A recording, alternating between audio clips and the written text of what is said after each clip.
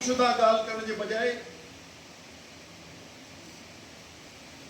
पंहिंजे माण्हुनि ते दबाव विझणो पवंदो, हुकुमरान ते दबाव विझणो पवंदो। का जंग कान्हे, तव्हां दोस्त छो त मैदान करियो त असीं तयारु आहियूं। कंहिं दोस्त चयो मैदान वरी को जंग थोरी करणी आहे। माण्हुनि खे ज़हन साज़ी करणी आहे, माण्हुनि खे जमा करिणो आहे ऐं हिननि जो घेराव करिणो आहे ऐं माण्हुनि खे ॿुधायूं, मटियारी जे माण्हुनि खे तुंहिंजूं भाॼियूं हिन ॾिनियूं आहिनि। इहो तव्हांजो MNA जेको आहे इहो हिनजो मुल्ज़िम आहे जंहिं सही करे ॾिनी आहे। उनजो मुस्तफ़ीज़ थींदड़ वॾो सूबो पंजाब आहे। इन करे कंपनियूं आहिनि, कंपनी सरकार आहे, गैर मुल्की कंपनियूं, मक़ामी कंपनियूं,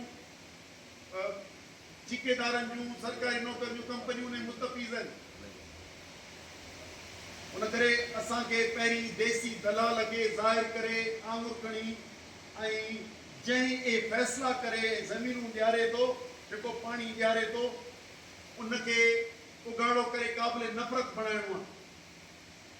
माण्हू उन्हनि खे वोट न ॾे, उन्हनि जे सॾ में सॾ न ॾे, पर जॾहिं हू उन्हनि जे अचे त हुन खां पुछाणो करे, नथा चऊं त उनखे पीछे मां वठे, उन खां पुछाणो करे त तो क़ौमी असेंबलीअ में वोट कयो। उन करे पुछाणो न आहे त दलाली सिंध में वधंदी, हरामखोरी सिंध में वधंदी। हरामखोर कामरो सिंध जो सॼी करप्शन करण वारो आहे। पोइ तव्हां मां समाए उनखे क़ाबिल नफ़रत बणायो। हरामखोर सियासतदान जेको तव्हांजे वतन जो सौदो करे थो, उनखे क़ाबिल नफ़रत बणाईंदासीं। जेसीं इन नमूने जो इंसाफ़ न थींदो त पोइ असां केॾा पोइ कीअं कंदासीं।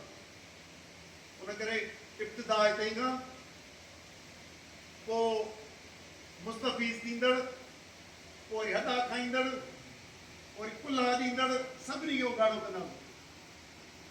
उन करे हिकिड़ो मसइले जो ॿुधाए छॾणु, पाण हिते कॉन्फ्रेंस माना गॾिजी वेही कचहरी करण आहे। हाणे मुसीबत अची वई आहे, इन मां जंग खे छॾायूं, इनखे निबेरियूं थियूं। कॉन्फ्रेंस जी मक़सदु इहा आहे। बाक़ी मूंखे ख़बर आहे त सभिनी जमायतूं हिन जे ख़िलाफ़ु आहिनि, पर उन लाइ जेसीं अमल नथो, एक्शन नथो अचे त उन मां हासिलात न थींदी।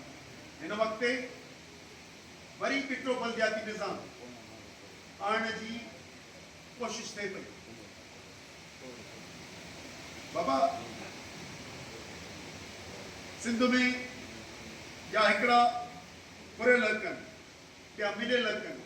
मिलियल हक़नि में करप्शन जेका करे थो, करप्शन खे रोकणो आहे। बलदियाती निज़ाम में जेके मिलियल हक़ आहिनि, उन्हनि में मिलियल हक़ माना आइनी मिलियल हक़। हिकिड़ा असांखां आइनी ग़ुलामी वारा कानून आहिनि, पोइ वरी को अलॻि था ॻाल्हायूं।